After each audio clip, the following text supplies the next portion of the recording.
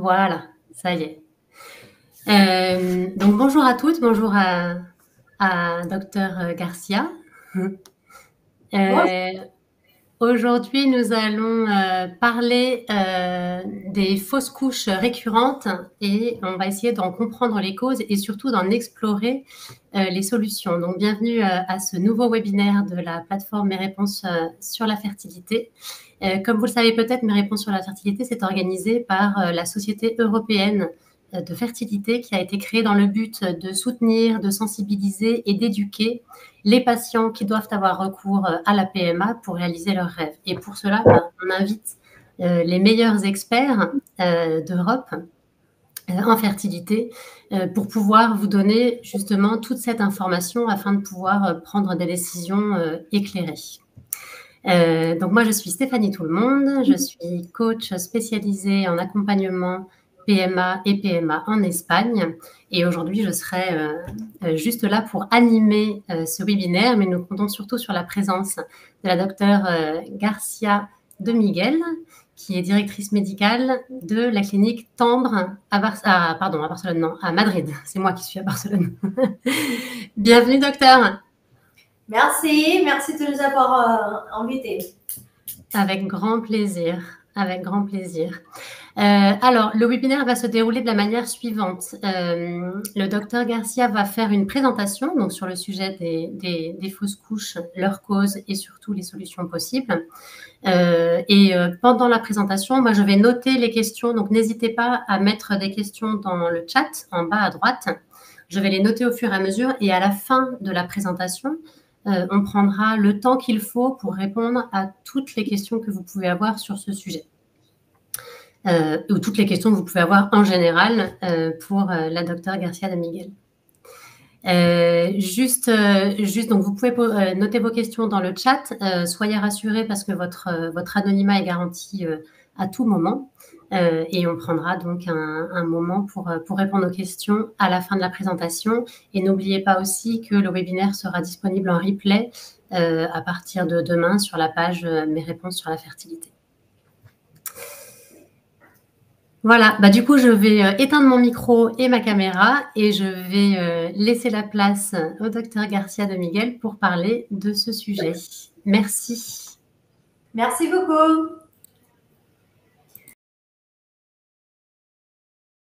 Et par rapport à fausses couches récurrentes, comprendre des possibles causes et des possibles solutions.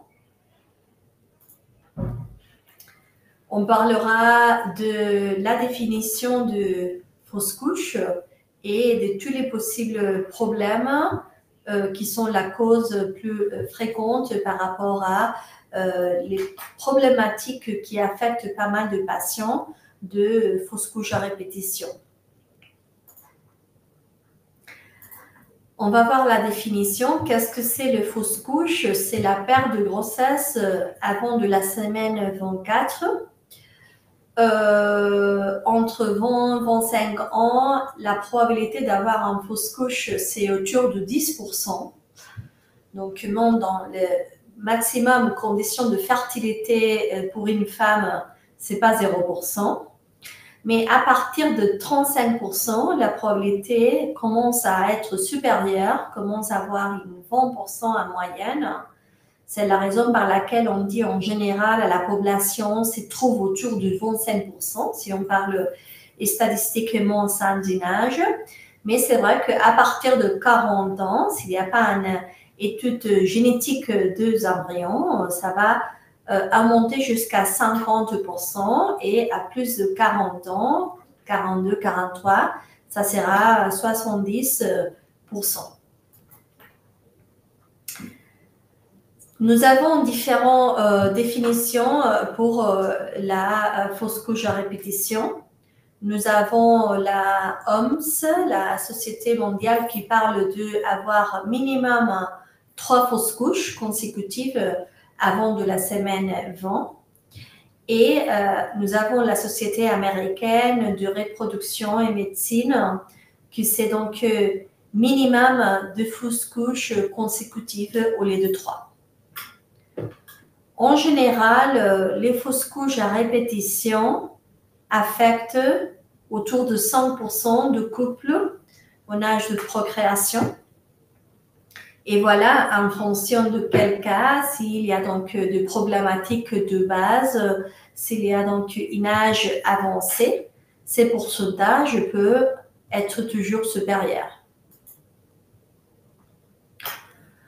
Il y a aussi la considération de chaque implantation, mais que ce n'est pas le même que fausse couche à répétition. Mais voilà, il y a pas mal de patients qui réalisent la PMA qui ont en général échec d'implantation ou fausse couche à répétition. Pour les expertes, c'est donc assez similaire les possibles problématiques, mais très important, pas considérer échec d'implantation si c'est un cycle de FIV sans diagnostic préimplantatoire après les 40 ans, ou s'il y a des présences de maladies comme endométriose, s'il y a des maladies comme fibrome ou polype. Si les transferts de l'embryon n'étaient pas de bonne qualité, ou s'il y avait des problèmes endométriales. Ce sont des possibles causes qui, alors, on devra exclure l'échec implantation. Alors, rappelez que cycle de FIV sans diagnostic préimplantatoire à partir de 40 ans, maladies comme endométriose, hydrosalpinx, fibrome, polype, embryon de faible qualité ou un problème à l'endomètre comme un problème de la muqueuse, de l'épaisseur, ne seront pas considérés comme échec implantatoire. On va parler des possibles causes de fausse couche à répétition. Premièrement, on va se concentrer sur les possibles altérations de coagulation. Il y a des patients qui ont des altérations génétiques ou acquièrent de problèmes de coagulation, mais que jusqu'au moment de la fertilité, de la grossesse, ils n'arrivent pas à comprendre, à savoir parce qu'il n'y a pas des autres symptômes cliniques qu'ils ont un problème à la coagulation. Si on parle de thrombophilie, ça peut être une altération du facteur 5 Leiden, facteur de la prothrombine, facteur de la méthyltétrahydrofolate réductase qui affecte aussi le métabolisme de l'acide folique, mutation du facteur 12, aussi un possible déficit de protéines C ou S qui affecte aussi à la coagulation, déficit de la thrombine 3. Toutes ces altérations seront étudiées par une prise de sang et ils seront traités avec l'utilisation lors de traitements suivants, grossesse suivante, l'aspirine et l'héparine avec les dosages que les hématologues nous conseillent. Il y a aussi des altérations au niveau immunologie. Il y a une très forte altération générale pour toute la société que c'est donc l'altération thyroïdienne. Donc, il y a pas mal de patients qui ont des anticorps antithyroïdiennes positifs. Normalement, si l'altération, c'est juste anticorps antithyroïdienne, il n'y aura pas de traitement, mais s'il y a aussi une altération sur la TSH, l'hormone du fonctionnement de la thyroïde, on va rajouter le médicament de lévothyroxine, soit Euthyrox, lévothyrox, différents noms commerciaux, pour maximiser les bons fonctionnements de l'héparine, de la thyroïde. Il y a aussi des autres altérations immunologiques comme le syndrome antiphospholipide qui correspond aussi avec donc, la présence de différents anticorps comme les anticorps antinucléaires, comme les anticorps anticardiolipants, anti-bêta-2 glycoprotéines, l'anticoagulant lupique. Et voilà, aussi, pas juste avec cet examen par prise de sang, mais aussi avec donc la confirmation par la symptomatologie, par les effets, soit de fausse couche ou de thrombose.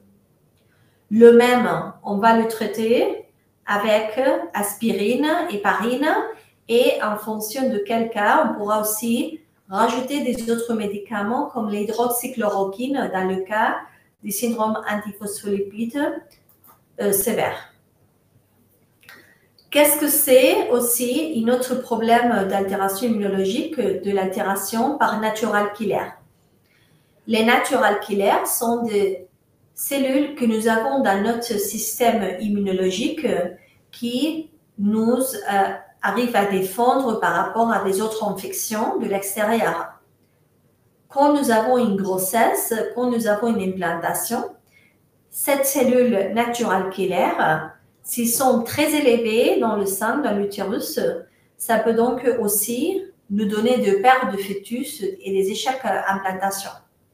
Donc, dans les cas où on confirme altération de natural killer avec donc la présence de problèmes au niveau donc de fausses couches avec des embryons de bonne qualité, on pourra donc faire une immunothérapie, une immunomodulation comme corticoïdes, gamma-globuline, intralipides.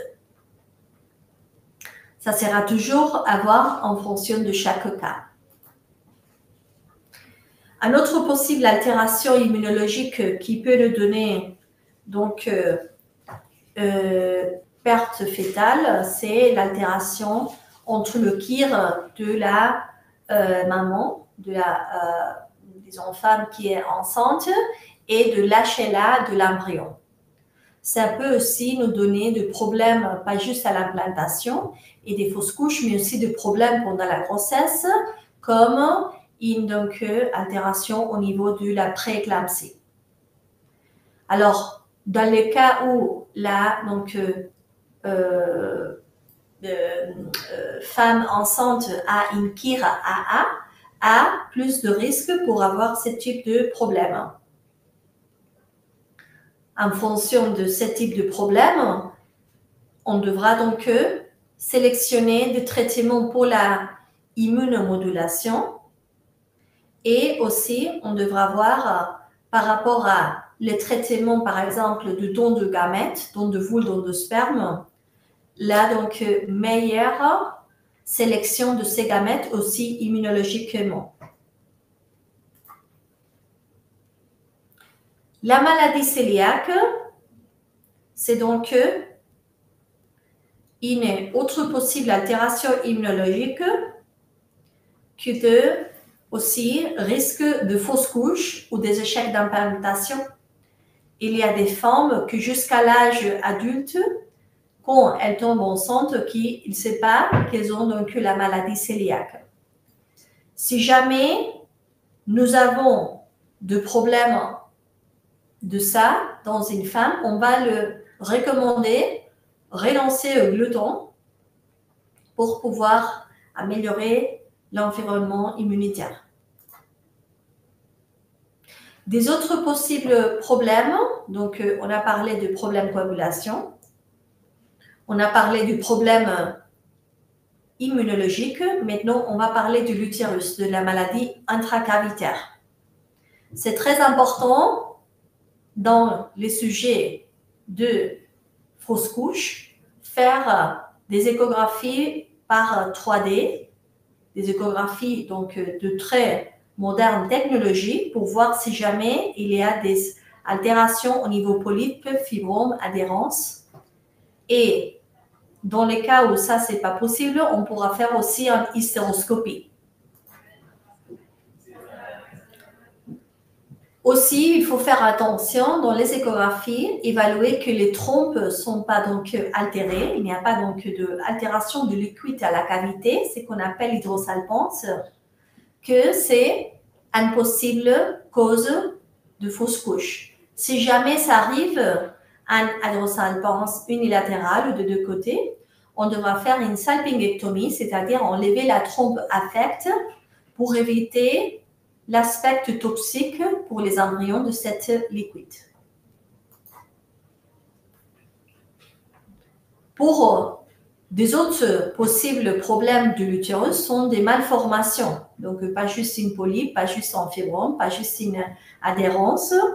C'est donc sinon des malformations au niveau de la cavité, au niveau de la structure.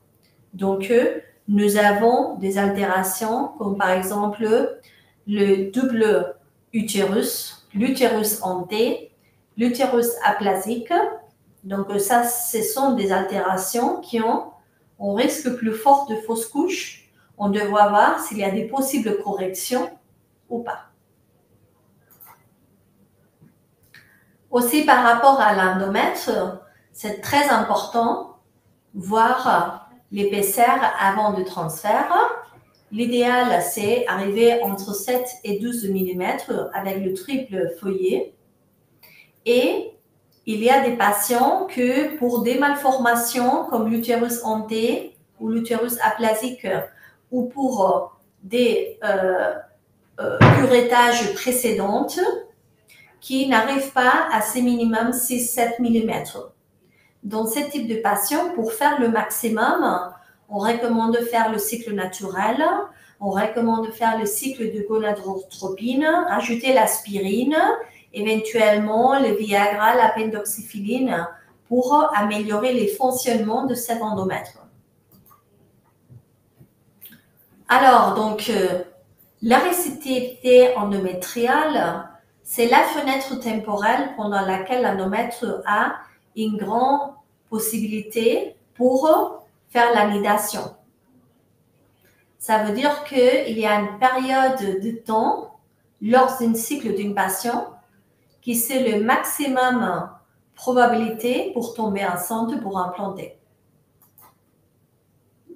Nous avons des technologies par biopsie de l'endomètre pour étudier chaque cas en concret et voir s'il y a des choses à améliorer lors du prochain traitement et faire le maximum pour un transfert individualisé. La biopsie time nous parle de la fenêtre d'implantation. On va reproduire comme un transfert le même médicament, le même protocole, et la biopsie nous dira si l'état est pré-réceptive, réceptive ou post-réceptive. Donc, si la fenêtre est décalée, c'est qui normalement c'est 25% de nos patients, il y aura un transfert personnalisé et on devra adapter lors du transfert la période de progestérone selon ce que le rapport nous parle. Par rapport à la biopsie méta, c'est une biopsie recommandée par rapport à patients d'infertilité des causes inconnues, même s'il y a des fausses couches ou des échecs en implantation, et nous parlera s'il y a des agents pathogènes comme bactéries, par exemple uréaplasma, mycoplasma, et nous dira s'il y a un traitement spécifique à faire, soit antibiotique ou probiotique ou les deux. On va parler aussi du facteur masculin parce qu'en général, tous les experts de PMA, on parle régulièrement de l'âge, de la qualité des ovules, on parle pas mal de choses de l'utérus, mais par rapport à les facteurs masculins, les spermes, il y a des fois où on n'étudie pas en profondité. On recommande de faire des études de fragmentation de l'ADN dans le cas de patients de fausses couches à répétition et aussi des études génétiques de vos chromosomes aux spermatozoïdes. Nous avons ici le résultat qui considère de normalité par rapport en échantillon de sperme, volume entre 1,5 et 3 ml, concentration minimum 15 millions par millilitre, mobilité A plus V 39%, et morphologie plus de 4% de spermatozoïdes normales. Après, il y a des patients qui ont ce type de résultats tout à fait normal, mais que si on ne fait pas des tests en profondité de la fragmentation, de la génétique, on ne verra pas de problème en concret. Alors, la fragmentation, on l'étude par le test Comet Fertility sur un échantillon de sperme. On revise la fragmentation, on revise la rupture de la bande de l'ADN. En cas d'ICSI, il peut avoir rupture dans celle bran ou rupture de la double bran. Sur la celle bran, la bran simple, ça sera plutôt l'altération de fécondation. mais par contre, la rupture du double bras, ça serait sur des possibles altérations chromosomiques dans les embryons obtenus. Aussi, peut-être, nous donnera une cinétique embryonnaire plus lente et, en général, un taux d'implantation plus faible en risque de fausse couche supérieure. Aussi, ce n'est pas juste la fragmentation, mais aussi la génétique de vos spermatozoïdes. Même si nous avons un karyotype tout à fait normal, il peut avoir des altérations chromosomiques dans une autre étape sur la création de spermatozoïdes et exceptionnellement, alors, on peut avoir de karyotype normal avec des spermatozoïdes avec une fiche altérée, avec une probabilité d'altération chromosomique plus forte et donc pouvoir créer des embryons avec une altération plus forte.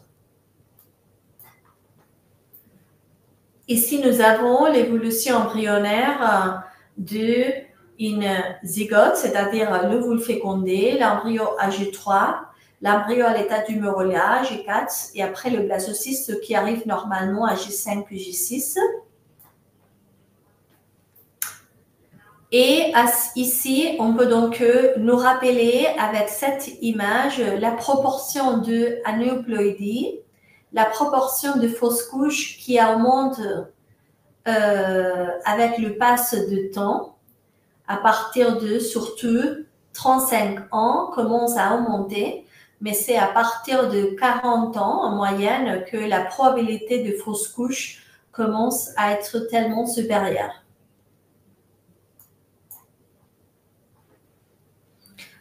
Alors, on doit donc nous rappeler que les fausses couches à répétition, les échecs en implantation sont une grande préoccupation, un grand stress pour nos patients de fertilité. Et c'est très important, ensemble, lui donner le maximum perspective d'espoir, discuter de toutes les possibles causes et technologies pour améliorer les chances d'avoir une grossesse évolutive et un bébé né. Merci de votre attention et on sera disponible pour commenter votre cas et arriver à des possibles solutions. Merci, docteur. Merci beaucoup pour cette présentation très complète. C'est vrai que c'est des processus qui sont extrêmement difficiles à vivre. Et ce qui est très difficile souvent, c'est de ne pas avoir de réponse, d'explication. Et donc, en fait, vous nous avez donné plein d'informations. Et je pense que la clé, en fait, ça doit être un traitement personnalisé, vraiment aller regarder en fonction du cas de la personne et proposer vraiment un diagnostic personnalisé et un traitement personnalisé. Tout à fait. Ok. Alors, surtout, j'ai reçu quelques questions qui sont dans le chat. Je vais les lire au fur et à mesure. Mais surtout, n'hésitez pas à poser vos questions. C'est le moment ou jamais d'avoir la réponse du docteur Garcia sur votre situation ou sur des questions un peu plus générales. Je vais commencer à lire les questions qui sont déjà dans le chat, mais n'hésitez pas, vous êtes encore à temps pour écrire des questions si vous le souhaitez. Alors, la première question, c'est une personne qui a 44 ans, qui est en solo, en double don, et qui dit « J'ai fait 3 transferts d'embryons euploïdes qui se sont soldés par 2 échecs d'implantation et une grossesse biochimique. Il me reste un embryon euploïde de qualité moyenne. Ma clinique me propose de le transférer sans rien faire de plus par rapport aux précédentes tentatives, mais évidemment, cela ne me convient pas. Quelles seraient vos recommandations? Et recommandez-vous de refaire un cycle en changeant peut-être de donneur? » Vous pouvez répéter, s'il vous plaît? Oui. Double don, en solo, 44 ans. Elle a fait 3 transferts d'embryons qui sont OK au DPI, qui sont euploïdes. Et elle a eu 2 échecs d'implantation et une grossesse biochimique. Et il lui reste un embryon qui est de qualité moyenne. D'accord. Et donc, elle voulait savoir quelles seront vos recommandations pour un prochain transfert. Et peut-être éventuellement, est-ce qu'il ne faut pas aussi changer de donneur, refaire un cycle avec des nouveaux donneurs? Elle est en double don. Alors, très important avant d'une, disons, prochaine transfert, si on veut nous rassurer le maximum, je recommande d'étudier donc tout l'aspect de coagulation, tout l'aspect immunologique pour voir si éventuellement il y a un KIR AA et on doit faire une immunomodulation. Aussi faire une échographie 3D ou une hystéroscopie pour exclure soit que ce soit du côté endomètre, échographie, etc. pour améliorer aussi les côtés utérus. Et si jamais il y a un problème du KIR, c'est-à-dire la compatibilité de KIR AA, alors potentiellement transférer ces derniers embryons avec donc de immunomodulation. Et si jamais ça n'arrive pas à donner un bébé, sélectionner de donneurs immunologiquement. Ouais. Donc, s'il y a une altération au niveau du KIR, on peut quand même transférer cet embryon, mais avec un traitement immunomodulateur, c'est ça?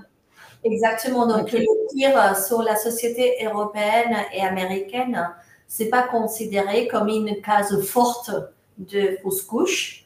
Et donc, l'évidence scientifique nous parle que ça peut nous donner. Alors, pourquoi pas donc donner cette opportunité de tester et de réviser si ça va la peine de immunomoduler. Et dans le cas où nous avons nécessité de créer des autres embryons, alors oui, le faire avec des embryons, disons, plus voilà, compatibles avec elle.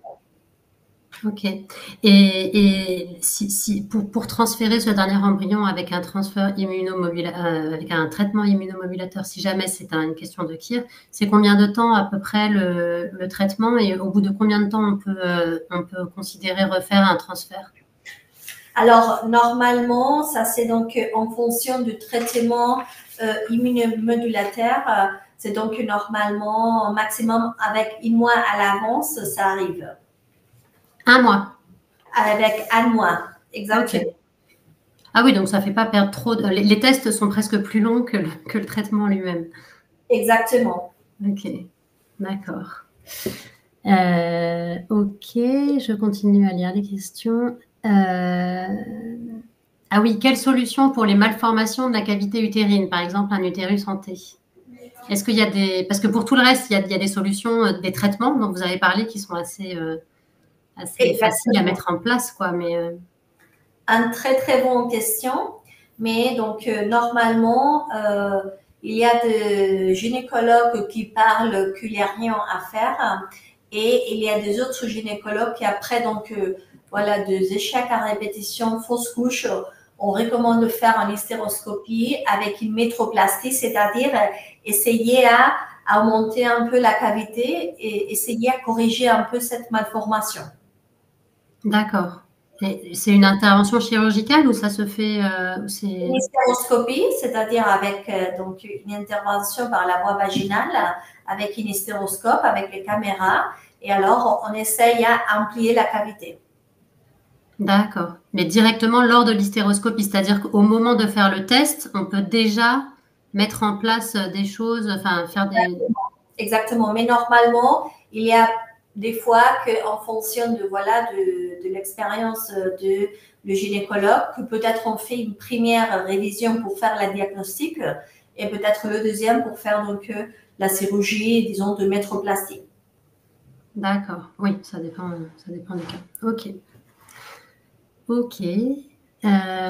Combien de temps attendre avant de refaire un transfert après une fausse couche? Je viens de perdre mon bébé à 9 semaines après transfert d'un embryon euploïde. J'ai beaucoup de mal à m'en remettre et besoin d'avancer pour oublier. Ouais. Est-ce qu'il faut attendre les fameux 3 mois ou est-ce que... Alors, s'il y a eu un curettage, oui, c'est obligatoire d'attendre minimum de règles 3 mois pour aussi faire le maximum de voilà, reconstruction de la muqueuse de l'utérus. Mais par contre, s'il n'y a pas eu un curettage avec 1, 2 mois, ça suffit. Et c'est juste de le rassurer par échographie avant de commencer les prochains traitements qu'il y a aucun donc reste à la cavité. Ok.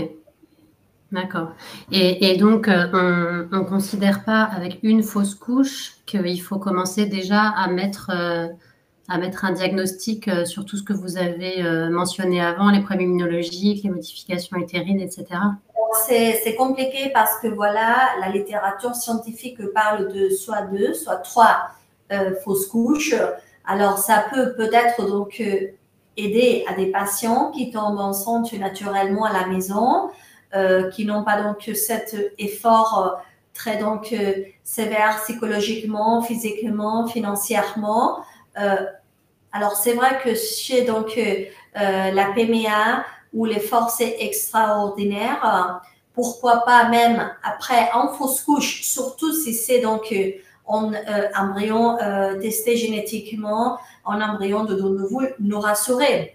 Alors, c'est toujours en équilibre entre voilà, les timings pour avoir les résultats, l'aspect financier si on doit payer extra pour cette donc test, mais c'est toujours être honnête et parler avec la femme, avec la couple, parce que si jamais on continue avec transfert sans rien faire extra, peut-être qu'il est en cause du thrombophilie, du problème de coagulation, qu'avec une prise de sang pourrait donc améliorer la réussite dans une potentiel prochain transfert. Et alors, ça donne voilà, ces frustrations si on ne le fait pas jusqu'à 3 fausses couches. Ouais. Ouais, ok. Quelles sont la fréquence, parce qu'on a parlé des différents problèmes qui peuvent être à la cause de fausses couches ou de problèmes d'implantation.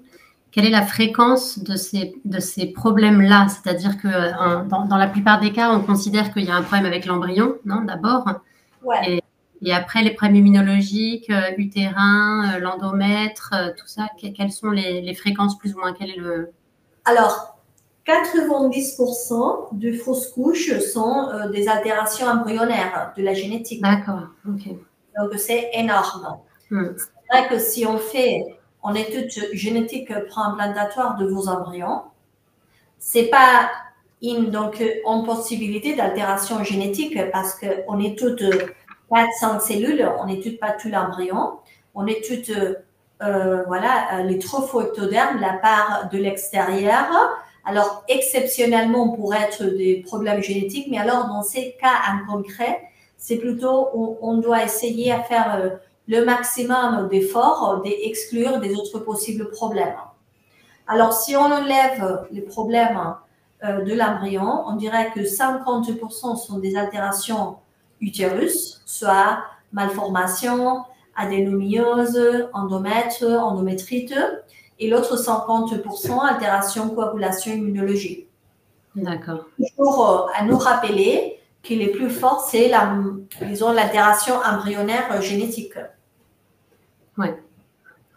Mais quand c'est pas ça, quand c'est des embryons qui ont été testés comme le cas de cette personne, c'est à moitié des problèmes immunologiques ou à moitié des problèmes liés à l'endomètre, enfin à l'utérus. Exactement. Alors chez nous, dès que nous avons un embryon dont nous voulons tester génétiquement, qui n'implante pas ou qui a donc une fausse couche, on recommande assez donc fortement de faire des tests extra pour nous rassurer qu'est-ce qu'on peut faire pour un potentiel transfert. D'accord. Et donc les premiers tests, ça va être une hystéroscopie et une prise de sang, quoi, c'est ça?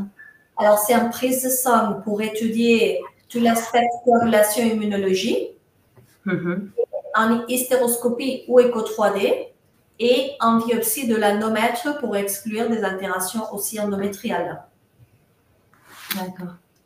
Et alors, juste pour être sûr que tout le monde comprenne bien, quelle est la différence entre une écho 3D et une hystéroscopie? La différence, c'est la technologie qu'on utilise. L'échographie 3D, c'est donc pas forcément avec une sédation, donc c'est dans une salle. Donc, nous avons besoin d'une machine assez, donc, disons, de dernière technologie et un professionnel aussi avec une expérience de pouvoir voir par écho 3D s'il y a un problème. Donc, on dira que pour la patiente, c'est plus agréable de faire un écho 3D. L'hystéroscopie, c'est avec une technologie différente qu'il s'agit d'introduire par la vagine et les cols du cervix à la cavité une caméra que aussi avec l'introduction de l'eau, on pourra donc expandir la cavité et voir avec nos yeux directement, avec une caméra, s'il y a des altérations à la cavité. Il va aussi nous permettre de prélever des échantillons, si jamais nécessaire, avec une biopsie. Et aussi, il s'agit de faire voilà, une formation assez forte en PMA, parce que c'est pas le même faire en hystéroscopie pour une patiente qui a la ménopause ou qui a un polype qu'une patiente qui a fausse couche à répétition. Oui, bien sûr. Ouais. Ok, d'accord. Ok. Alors, il y a une autre question qui est arrivée. Je vais la lire, elle est un peu longue. Bonjour, j'ai 44 ans. L'an dernier, j'ai fait une fausse couche à 8 semaines. J'ai eu un transfert au mois de juin suivant qui n'a rien donné. Un mois plus tard, on m'a fait une biopsie d'endomètre et on a découvert une endométrite chronique qui a été traitée par antibiotiques. Je viens de refaire une fausse couche à 7 semaines. Est-ce que ça serait utile de reprendre le traitement antibiotique en prévention avant mon prochain transfert? Car refaire une biopsie, attendre les résultats et prendre le traitement en France va prendre 4 mois. Et si le transfert ne fonctionne pas, je souhaite tenter encore une FIV avec DPI avec mes ovocytes en Espagne et je ne peux plus me permettre de perdre 4 mois. Je comprends. Voilà, c'est très, très dur. Alors, ce que je dirais, c'est premièrement, si la dernière fois, il y a eu une biopsie de confirmation que tout était bien nettoyé, alors je pense que pas forcément nécessaire de reprendre l'antibiotique. Et on peut donc faire un cycle de DPI en Espagne en parallèle, faire les prélèvements d'une biopsie pour nous rassurer si tout va bien. Parce que lors d'une FIV avec le PGT1, on ne doit pas donc transférer le montant. Donc, c'est possible de faire les deux choses ensemble. Je dirais que si ces embryons n'étaient pas testés génétiquement, si donc à la biopsie, normalement, tout était bien identifié et traitement antibiotique avec une correction, je pense que c'est plutôt embryonnaire. D'accord. Alors, je sais pas dans ce cas si les embryons étaient testés génétiquement. Est-ce que c'est possible de faire un DPI sur un embryon qui a déjà été congelé? Et est-ce que c'est risqué surtout?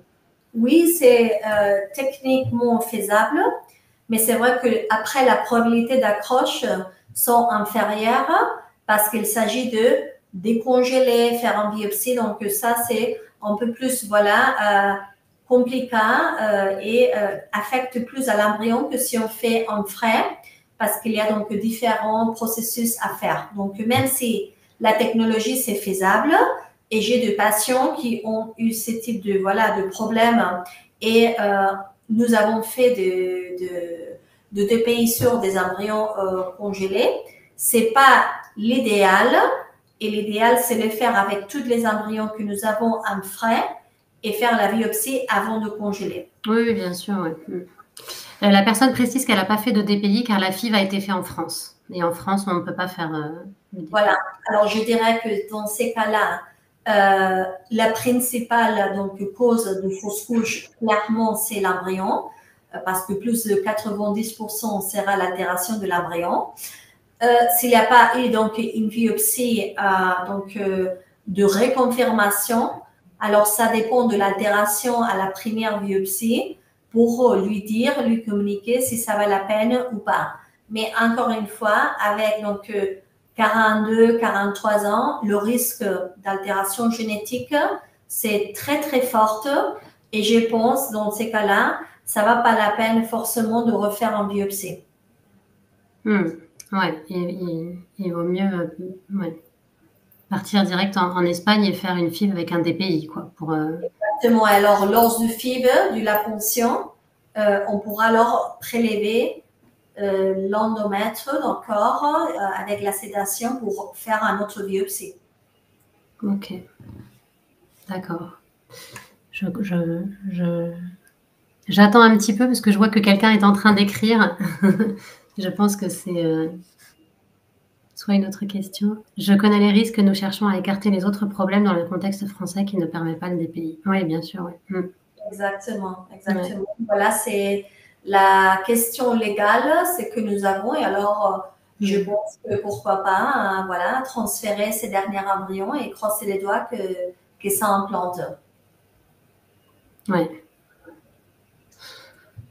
Ok, bah merci. Je sais si la réponse est suffisante. Sinon, n'hésitez pas à réécrire. On va juste attendre un tout petit moment pour voir s'il y a d'autres questions. J'en ai pas reçu d'autres, moi, de mon côté.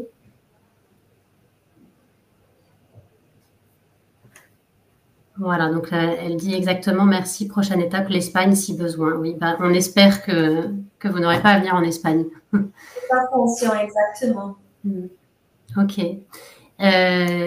Si jamais c'était le cas, néanmoins, en tout cas, je pense que vous proposez une consultation en visioconférence, non? Pour les personnes qui sont en France. Exactement, il y a deux options, donc soit faire un premier rendez-vous par vidéo, soit venir directement à connaître la clinique, à nous connaître donc face to face. Donc on s'adapte pour les deux choses, c'est donc le mieux pour chacun. D'accord, ok. Et donc ils prennent, l'idée c'est de vous contacter au travers de la page web de la clinique.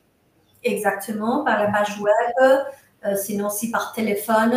C'est donc Agnès, la personne qui voilà, fait donc tous les contacts de nos patients possibles françaises.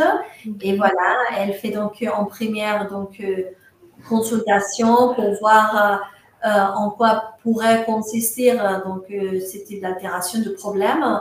Et elle organise en premier rendez-vous avec la doctoresse, soit avec moi, ou avec un de mes collègues, doctoresse Angela Yaneza ou doctoresse Marina Diaz. D'accord, ok.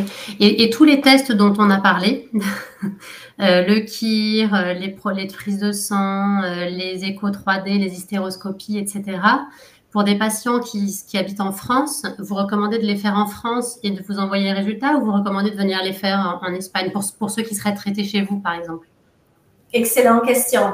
Alors, ça dépend aussi parce que, voilà, pour les KIR et quelques altérations spécifiques de l'immunologie, c'est pas évident de trouver un labo qui les fait.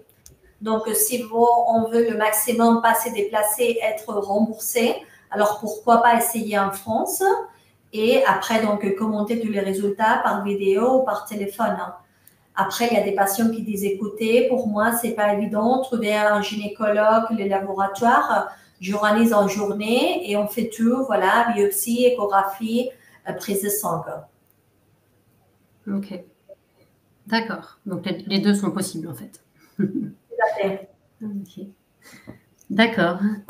J'attends juste quelques secondes parce que je vois qu'il y a quelqu'un qui est en train d'écrire. Donc, alors oui, le KIRLAC est fait par l'établissement français du sang Auvergne-Rhône-Alpes. Oui, effectivement, mais je crois qu'il y a un labo en France et c'est celui-ci qui le fait. Et il faut envoyer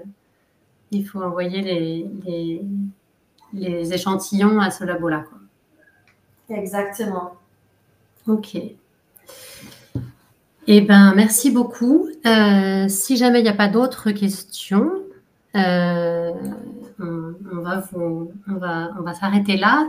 Si jamais il y a d'autres questions qui arrivent après le webinaire, n'hésitez pas aussi à les poser. Donc, soit en demandant un rendez-vous avec la clinique Temple, soit en nous envoyant un message avec la question. Et de toute façon, donc, le webinaire sera disponible en replay dès demain sur la page web Mes réponses sur la fertilité. Voilà. Merci à vous, docteur, et très bonne journée. Et merci à tous et toutes les participantes. Et surtout, bonne chance. Voilà, on pense à vous. Exactement. Courage. Ouais, et courage. Merci beaucoup et bonne journée. Bonne journée à tous. Au revoir. Au revoir.